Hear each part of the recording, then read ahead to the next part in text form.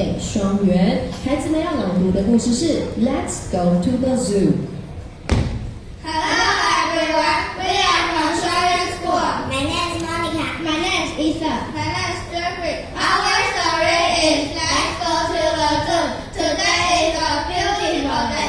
The weather is sunny and warm, and it's perfect for an adventure. Let's go to the zoo. There are so many amazing animals to see. We can watch monkeys swinging fly and climbing up the tree.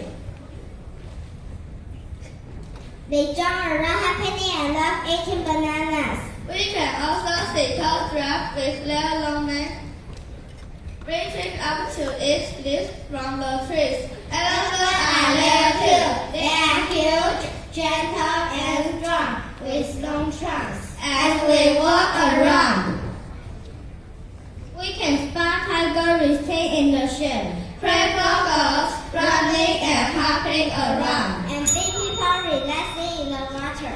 Lion looks tall and powerful, while zebras and bears catch our attention with their stripes and fluffy fur. There are so many animals to enjoy looking at in the zoo. Let's explore, smile, and have a fun on this sunny, happy day.